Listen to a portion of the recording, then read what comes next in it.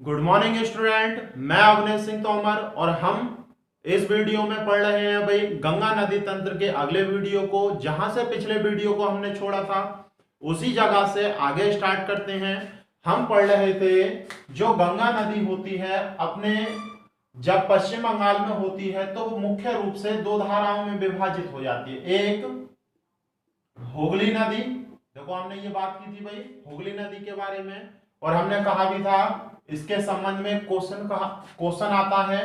इस नदी को विश्वास घाती नदी भी कहते हैं। इस नदी को विश्वास घाती नदी के नाम से भी जाना जाता है। और इसी नदी के तट पर आगे जाकर कलकत्ता बंदरगाह था। कलकत्ता बंदरगाह, तो याद रखना कलकत्ता बंदरगाह किसके तट पर अवस्थित है? हुगली नदी के तट पर। और भारत का एकमात्र बंदरगाह है जो नदी पर स्थित है। भारत का एकमात्र बंदरगाह है जो नदी पर स्थित है। बंदरगाह मुख्य रूप से समुद्री क्षेत्र में स्थित होते हैं, तो आपको याद रखना है समुद्र के तट पर स्थित होते हैं। लेकिन ये कहां पर स्थित है? नदी के तट पर स्थित है। और जो आपका कलकत्ता बंदरगाह है इसे एक और नाम से जाना जाता है, इसे पूर्व के लंदन के नाम से भी जाना जाता है। पूर्व के लंदन के नाम से भी जाना जाता है। तो आप इस बात को भी याद रखना, ये दोनों बातें पूछी जाती हैं। विश्वासघाती नदी किसे कहते हैं? हुगली नदी को। और पूर्व का लंदन किसे कहते हैं? कलकत्ता बंदरगाह को कहते हैं। देखो दो क्वेश्चन और पूछे जाते हैं यहां से, वो भी आप थोड़ा सा याद रखना कि जो कल हम पढ़ रहे थे भाई कि जब ये यूपी में होती है तो यूपी के दो प्रमुख नगर, एक तो कानपुर और दूसरा हमने पढ़ा था वाराणसी। कानपुर और दूसरा हमने पढ़ा था वाराणसी या फिर काशी। तो ये जो शहर हैं इनके बारे में एक दो बातें हमने पढ़ी थी। लेकिन कभी कभी क्वेश्चन ये भी पूछ लिया जाता है कि गंगा नदी के किस तट पर, दाएं तट पर या फिर बाएं तट पर ये नगर अवस्थित हैं। तो इन बातों को भी आपको थोड़ा सा याद रखना है। जो बनारस है, देखो गंगा नदी इस तरह से बह रही है, और जब गंगा नदी इस तरह से बहेगी तो ये वाला जो तट होगा वो कैसा होगा भाई? दायां तट, ये दायां तट होगा। और ऊपर वाला जो होगा वो बायां तट होगा। ये बात हम पहले कर चुके हैं। गंगा नदी की प्रवाह की दिशा में खड़े होकर ये वाला दायां हो गया और ये वाला ऊपर वाला कौन सा हो गया? बायां। तो आपको याद रखना है जो काशी या वाराणसी है इसके बाएं तट पर अवस्थित है। गंगा नदी के किस तट पर? लेफ्ट यानी कि बाएं तट पर अवस्थित है। जबकि कानपुर जो है आपका, कानपुर वो मुख्य रूप से इसके दाएं तट पर अवस्थित है। किस तट पर अवस्थित है? दाएं तट पर। तो ये दो बातें आपको याद रखनी है, ये क्वेश्चन पूछा भी जाता है। और कानपुर से संबंधित एक क्वेश्चन और पूछा जाता है, क्योंकि आप जानते हैं भाई कानपुर को उत्तर भारत का मैनचेस्टर भी कहते हैं। क्या कहते हैं भाई? मैनचेस्टर भी कहते हैं। तो आप जानते हैं मैनचेस्टर का मतलब जो आपका यूरोप है, लंदन, वहां पर एक शहर है मैनचेस्टर जो औद्योगिक क्षेत्र के लिए प्रसिद्ध है। तो उत्तर भारत में सबसे बड़ा औद्योगिक केंद्र, मैन्युफैक्चरिंग हब जो है वो है आपका कानपुर। तो जिस कारण यहाँ पर बहुत सारे कल कारखाने और फैक्ट्रियां हैं, तो उनसे निकलने वाला दूषित रसायन इसी नदी में प्रवाहित किया जाता है। इसीलिए गंगा नदी कानपुर वाले क्षेत्र में सबसे ज्यादा प्रदूषित है। गंगा नदी कानपुर वाले क्षेत्र में सबसे ज्यादा दूषित है। तो आपसे पूछा जाता है गंगा नदी किस क्षेत्र में सबसे ज्यादा दूषित है? तो कहां पर? कानपुर वाले क्षेत्र में। इस बात को आपको याद रखना है। वो अलग बात है, अब लॉकडाउन चल रहा है और लॉकडाउन में बहुत ज्यादा शुद्ध हो चुकी है। एक साल में भी इतनी शुद्ध नहीं हो सकती थी गंगा नदी जितनी एक महीने में शुद्ध हो चुकी है। तो इसका सबसे बड़ा इफेक्ट लॉकडाउन का ये पड़ा है भाई कि नदियों ने अपने जल को स्वच्छ कर लिया है, क्योंकि फैक्ट्रियां बंद हैं। फैक्ट्रियां बंद होने से दूषित रसायन जो होते हैं वो इसमें नहीं आ रहे हैं। तो आप इस बात को याद रखना। तो ये दो बातें आपसे पूछी जाती हैं। एक क्वेश्चन और याद रखना है कि हमने पढ़ा था इलाहाबाद, इसके तट पर इलाहाबाद या फिर इलाहाबाद किस नाम से जाना जाता है? प्रयागराज। किस नाम से जाना जाता है भाई? प्रयागराज। तो इलाहाबाद से लेकर ये जो आपका कलकत्ता है, कलकत्ता के आगे इसका जो सहायक बंदरगाह था वो कौन सा था भाई? हल्दिया। कौन सा था? हल्दिया, तो आपको याद रखना है ये जो हल्दिया बंदरगाह है वहां से लेकर इलाहाबाद, तो ये पूरे का पूरा नेशनल वाटरवे वन कहलाता है। पूरे का पूरा नेशनल वाटरवे वन कहलाता है। तो ये वाली बात याद रखनी है। जब हम भारत के परिवहन को पढ़ेंगे तब आपको बताएंगे अंतरराज्यीय जलमार्ग कहते हैं। नदियों के माध्यम से जो परिवहन किया जाता है उसके लिए ये जलमार्ग बनाए जाते हैं। तो अंतरराज्यीय जलमार्ग यानी कि नेशनल वाटरवे वन इसे घोषित किया गया है। कहां से कहां तक? इलाहाबाद से लेकर हल्दिया तक। और भारत का लंबाई की दृष्टि से सबसे लंबा ये नेशनल वाटरवे है। तो आपको याद रखना है नेशनल वाटरवे वन कहां पर अवस्थित है? गंगा नदी पर, या फिर आप ये कह सकते हैं गंगा और हुगली नदी पर अवस्थित है। कहां से? इलाहाबाद से लेकर हल्दिया तक। तो ये वन लाइन क्वेश्चन है, कभी कभी आपसे पूछ लिए जाते हैं, आपको याद रखना है इन चीजों को। और इस वीडियो में हम मुख्य रूप से पढ़ने वाले हैं डेल्टा को, कि डेल्टा का निर्माण मुख्य रूप से किस प्रकार से होता है, गंगा नदी के द्वारा जो निर्मित डेल्टा है वो किस प्रकार का है, और क्या क्या क्वेश्चन यहाँ से बन सकते हैं। इन सारी चीज को आज हम डिस्कस करने वाले हैं। बहुत धैर्य के साथ इस वीडियो को देखें और वीडियो को लास्ट तक देखें भाई। और अगर वीडियो आपको पसंद आता है तो लाइक जरूर करें और वीडियो को ज्यादा से ज्यादा शेयर किया करें, ताकि ज्यादा से ज्यादा स्टूडेंट को इसका फायदा मिल सके। देखो आप अगर चाहेंगे तो कुछ भी हो सकता है भाई। आप जितने भी ग्रुप से ऐड हैं या फिर आपके व्हाट्सएप ग्रुप में जितने भी लोग हैं उन सभी को ये वीडियो शेयर कर दिया करें, वीडियो का लिंक, चैनल का लिंक, तो इससे बहुत इफेक्ट पड़ता है। तो आप इतना तो कर ही सकते हैं भाई। देखो थोड़ी सी मेहनत का फल हमें भी मिलना चाहिए, तो आप याद रखें इन बातों को। और आप हेडिंग लिख सकते हैं डेल्टा। हम मुख्य रूप से आज जो बात करने वाले हैं डेल्टा के बारे में बात करने वाले हैं, और वन लाइन क्वेश्चन जितने भी बनते हैं वो सारे कवर करने की कोशिश करेंगे। जो डेल्टा शब्द है सबसे पहले इसका प्रयोग, डेल्टा शब्द का सबसे पहले इसका जो प्रयोग किया था वो हेरोडोटस ने किया था। हेरोडोटस ने, ये वन लाइन क्वेश्चन पूछा जा चुका है कि डेल्टा शब्द का प्रयोग सर्वप्रथम किसने किया था? हेरोडोटस ने। तो आपको याद रखना है। और नदियों द्वारा जो डेल्टा का निर्माण होता है, नदियों द्वारा जो डेल्टा का निर्माण होता है उसका निर्माण किस प्रकार से होता है ये हम पढ़ने वाले हैं। तो आप समझने की कोशिश करें। जब नदियां, आपने गंगा नदी को देखा पर्वतीय क्षेत्र से निकल रही थी, हरिद्वार से मैदानी क्षेत्र में प्रवेश कर रही थी। तो जब कोई भी नदी पर्वतीय क्षेत्र से निकलकर नीचे की ओर आती है मैदानी क्षेत्र में, तो आप जानते हैं ढाल ज्यादा है। यहां पर ढाल ज्यादा होने के कारण जो नदी है, नदी का वेग बहुत ज्यादा होता है, नदी का वेग बहुत ज्यादा होता है। और नदी का वेग ज्यादा होने के कारण जितने भी नदी के पास अवसाद होते हैं, अवसाद का मतलब है जो निक्षेप होते हैं, निक्षेप मतलब इसमें जो अशुद्धि होती हैं, जैसे धूल के कण, मिट्टी के कण, जो चट्टाने हैं वो टूट फूट कर इसके साथ जो आती हैं, तो कंकड़ पत्थर जो कुछ भी है वो सारे इसके अवसाद कहलाते हैं। तो जब इसका वेग ज्यादा होता है तो आसानी से बह जाते हैं भाई। लेकिन जब यही नदी मैदानी क्षेत्र में प्रवेश करती है, जैसे आप जानते हैं कि जब फरस होगा तो फरस के ऊपर नदियां तेजी से नहीं बह सकती। क्यों? क्योंकि समतल होता है। अगर वही इस प्रकार का ढाल कर दिया जाए तो इस प्रकार के ढाल या स्लोप पर बहुत तेजी से बहेंगी। क्यों? क्योंकि ढाल पर नदियां तेजी से बहेंगी, वेग ज्यादा होगा।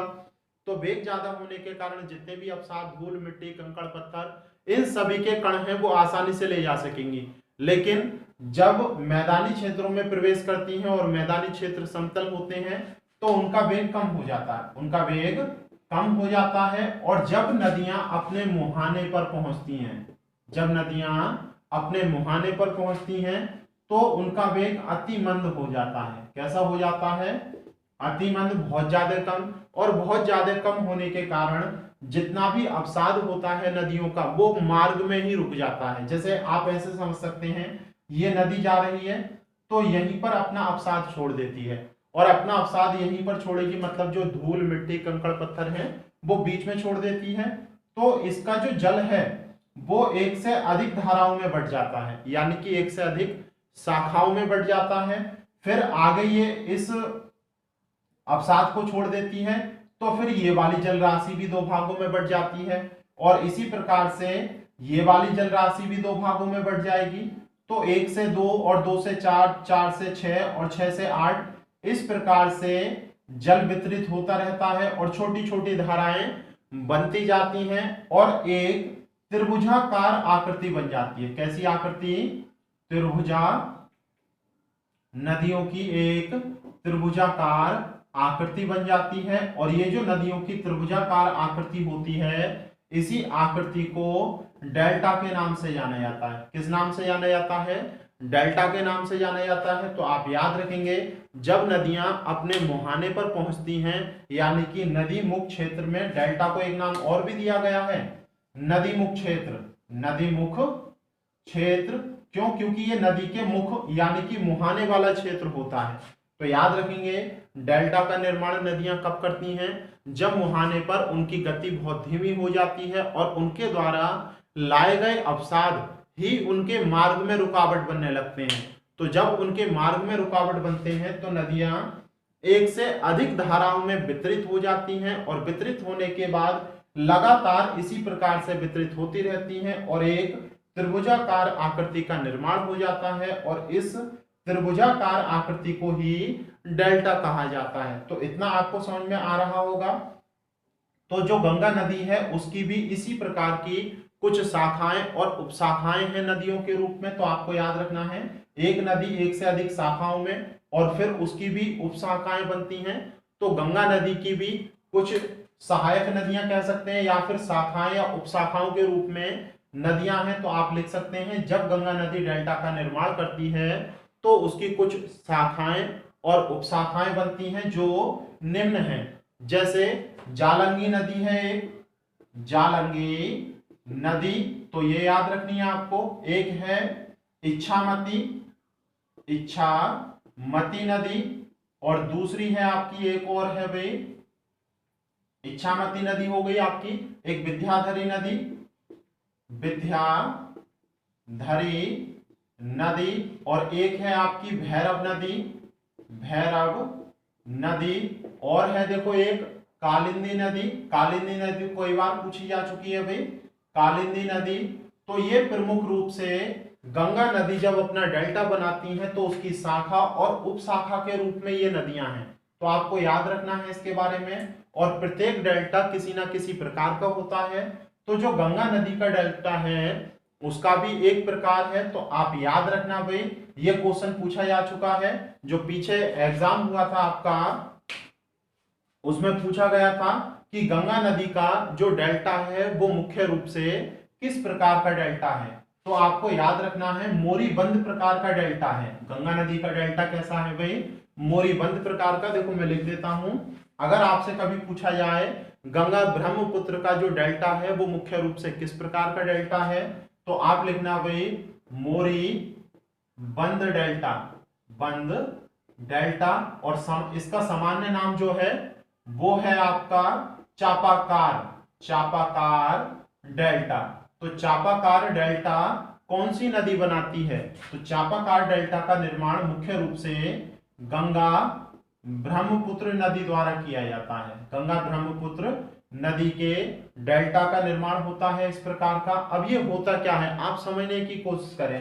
चापाकार डेल्टा का निर्माण कोई भी नदी तब करती है जब उसकी मुख्य शाखा, जब उसकी, देखो इस प्रकार से जैसे ऊपर से ये नीचे को गंगा नदी बहकर आ रही है, तो उसके अवसाद बीच में ज्यादा जमा हो जाएं, उस नदी के अवसाद बीच में ज्यादा जमा हो जाएं, और ये वाला जो क्षेत्र है बीच का वो समुद्री क्षेत्र में बहुत ज्यादा निकल जाए, जबकि जो कॉर्नर का क्षेत्र है वो संकीर्ण हो जाए। तो आप लिख सकते हैं, यदि कोई भी नदी अपनी मध्य जलधारा के बीच में अवसाद ज्यादा जमा करती है और मध्य का भाग जब समुद्री क्षेत्र में ज्यादा निकला हुआ होता है और कोनों का भाग या कॉर्नर का पार्ट जो होता है ज्यादा संकरा होता है। कैसा होता है? संकरा होता है। तो इस प्रकार के डेल्टा का निर्माण होता है। इसे मोरीबंद डेल्टा के नाम से भी जाना जाता है। क्यों जाना जाता है?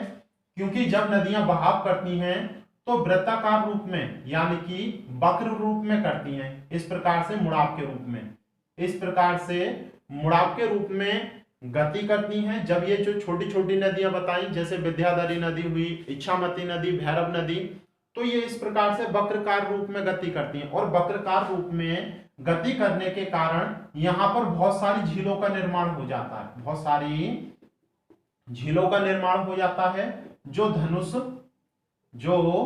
धनुष की आकृति, जो धनुष की आकृति या फिर जो व्रत होता है, व्रत की चाप के आकार की होती हैं, व्रत की चाप के आकार की, इसीलिए इसे चापाकार डेल्टा या फिर मोरीबंद डेल्टा के नाम से जाना जाता है। क्योंकि देखो मैं आपको इस तरह से बता देता हूं, जैसे एक नदी ये है तो इस नदी द्वारा इस प्रकार से इसे बंद कर दिया गया, दूसरी नदी द्वारा इस प्रकार से इसे बंद कर दिया गया, तो बीच में छोटी छोटी झीलों का निर्माण हो जाता है और पूरे का पूरा डेल्टा एक दूसरी नदी से बिल्कुल बंद हो जाता है, पूरे का पूरा डेल्टा दूसरी नदी से पूरी तरह से बंद हो जाता है। और देखो डेल्टा की आकृति आ गई और इस प्रकार का डेल्टा बनता है। तो ये दो तीन बातें हैं, आपको याद रखनी है बहुत अच्छी तरह से, यहां से ये चीजें पूछी जाती हैं। और देखो क्या क्या पूछा जाता है, ये जो गंगा नदी का जो डेल्टा है, देखो इसके एक दो नाम हैं, आपको ये भी याद रखने हैं भाई। गंगा नदी का डेल्टा भी इसे कहते हैं, गंगा नदी का डेल्टा के नाम से भी इसे जानते हैं, या फिर ब्रह्मपुत्र नदी का डेल्टा, या गंगा ब्रह्मपुत्र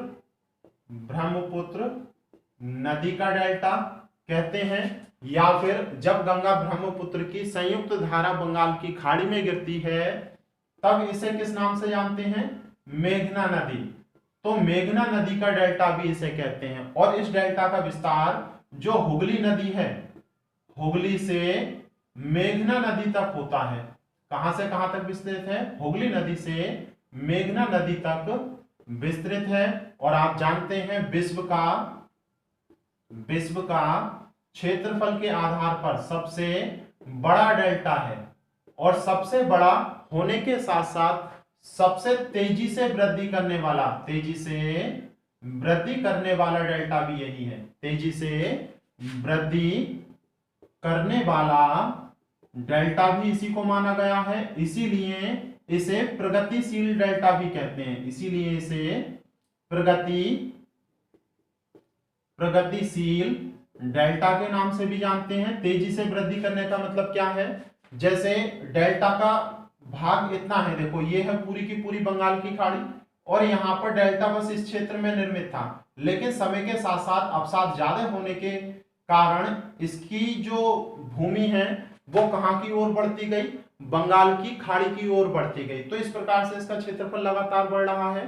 देखो प्रारंभ में इसका क्षेत्रफल 10,200 किलोमीटर था, 200 वर्ग किलोमीटर, कितना था, 10,200 वर्ग किलोमीटर क्षेत्रफल। लेकिन अंदर की ओर ये 22 से 24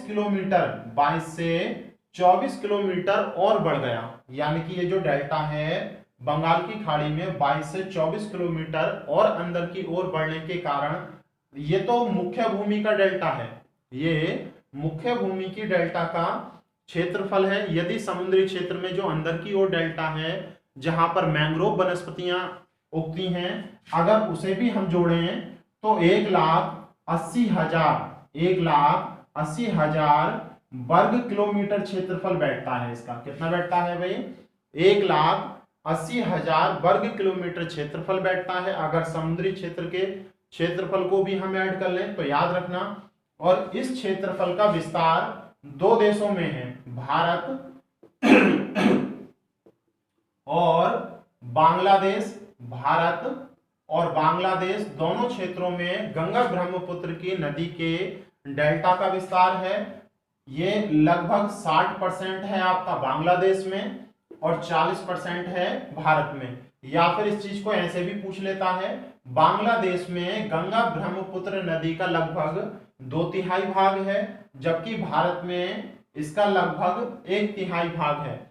और भारत में जो भाग है बांग्लादेश मतलब जो गंगा ब्रह्मपुत्र नदी के डेल्टा का भारत में भाग है उसे सुंदर या सुंदर वन राष्ट्रीय उद्यान के नाम से जाना जाता है। सुंदरबन राष्ट्रीय उद्यान के नाम से जाना जाता है। तो आप याद रखेंगे सुंदरबन राष्ट्रीय उद्यान और कुछ नहीं है, भारत में जो गंगा ब्रह्मपुत्र नदी का डेल्टा है उसी को सुंदरबन राष्ट्रीय उद्यान के नाम से जानते हैं। इसे नेशनल पार्क 1984 में घोषित किया गया था। 1984 में इसे नेशनल पार्क घोषित किया गया था। तो आपको याद रखना है।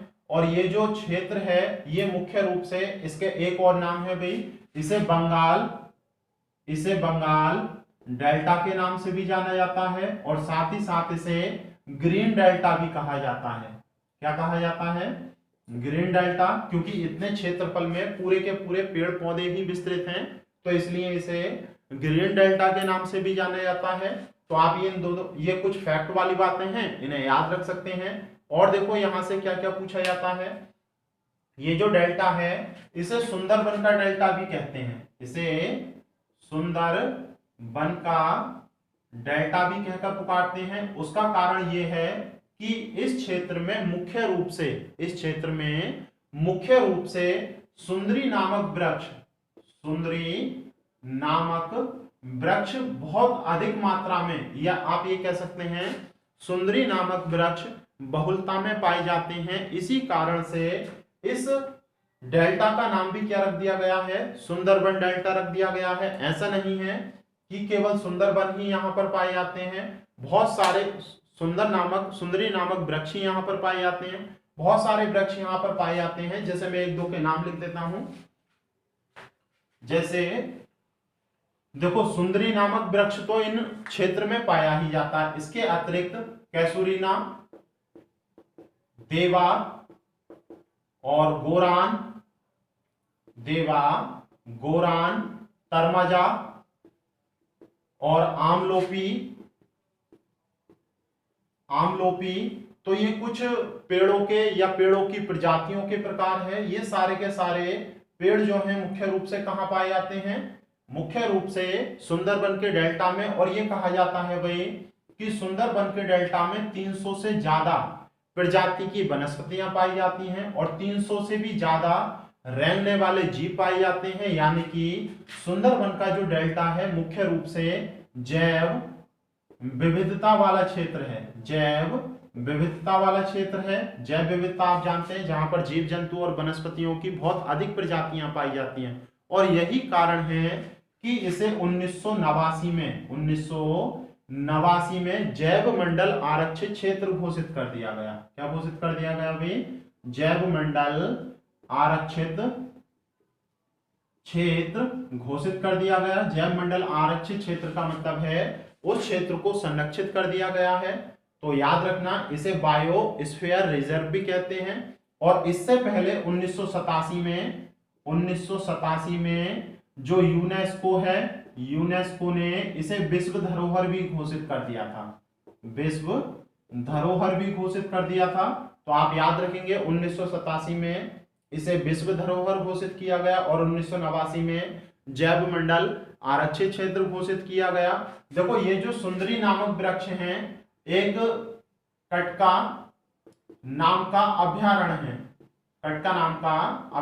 है। जैसे आप अगर सुंदरबन के डेल्टा में जाते हैं तो नहरों के माध्यम से कटका नामक अभ्यारण्य में जा सकते हैं भाई आसानी से, और वहां पर सुंदरी नामक वृक्ष बहुत अधिक मात्रा में आपको देखने को मिलते हैं। तो वहां पर आप देख सकते हैं। और ये जो सुंदरबन का डेल्टा है एक चीज के लिए और भी जाना जाता है, यहाँ पर एक नरभक्षी बाघ रहते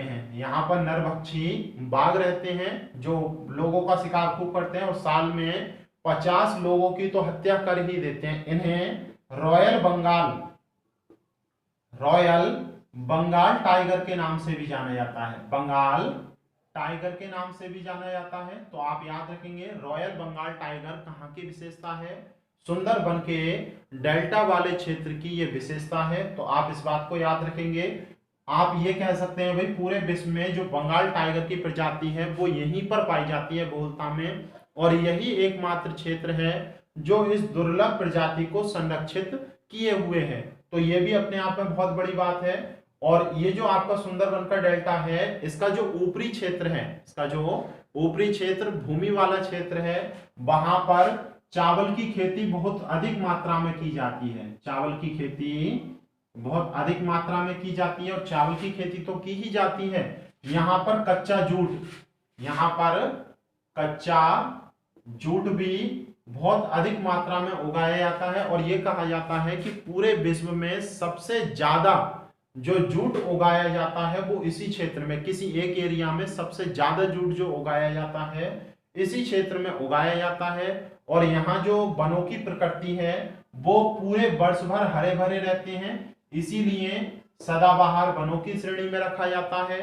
लेकिन अगर सुंदरबन के डेल्टा के निचले क्षेत्र को, यानी कि समुद्री क्षेत्र को हम देखें, देखो मैं आपको समझाता हूं, इस प्रकार से कह सकते हैं आप कि अगर देखो इस प्रकार से ये गंगा नदी आ रही है भाई, सही है, और यहां से निकली इसमें से हुगली नदी, तो गंगा नदी और हुगली नदी द्वारा इस प्रकार से डेल्टा बनाया जाता है। इस प्रकार से ये पूरे का पूरा क्षेत्र डेल्टाई क्षेत्र है, और ये है पूरी की पूरी बंगाल की खाड़ी। तो ये तो हो गया ऊपरी क्षेत्र, ये वाला जो क्षेत्र हो गया ये तो ऊपरी क्षेत्र हो गया, और ये जो है ये हो गया निचला क्षेत्र। ये क्या हो गया? निचला क्षेत्र। तो आप याद रखेंगे ये जो निचला क्षेत्र है, जो समुद्री तट पर यानी कि बंगाल की खाड़ी के तटीय क्षेत्र हैं, वहां पर जो वनस्पतियां उगती हैं, वहां पर जो वनस्पतियां उगती हैं उन्हें मैंग्रोव वनस्पति कहा जाता है, उन्हें मैंग्रोव वनस्पति कहा जाता है। तो आप याद रखेंगे मुख्य रूप से बंगाल जो सुंदरबन का डेल्टा है वहां पर किस प्रकार की वनस्पतियां हैं? मैंग्रोव वनस्पतियां। और मैंग्रोव वनस्पतियों के बारे में तो आप छठी क्लास से ही पढ़ रहे होंगे भाई। मैंग्रोव वनस्पतियां देखो मैं आपको बताता हूं किस प्रकार की होती हैं। ये जो मैंग्रोव वनस्पतियां हैं इनके पेड़ों की ऊंचाई बहुत ज्यादा नहीं होती, इनके पेड़ों की ऊंचाई बहुत ज्यादा नहीं होती है भाई, छोटे ही होते हैं। लेकिन इनकी जो जड़ें हैं वो जमीन के साथ साथ मतलब ऊपर की ओर भी निकली हुई होती हैं। जैसे आपने देखा होगा गेहूं धान कटने के बाद ठूंठ जो रह जाता है ऊपर, जिस पर आसानी से चल नहीं सकते, तो इस प्रकार से ये जड़ें ऊपर निकली रहती हैं। ये जल वाला क्षेत्र होता है।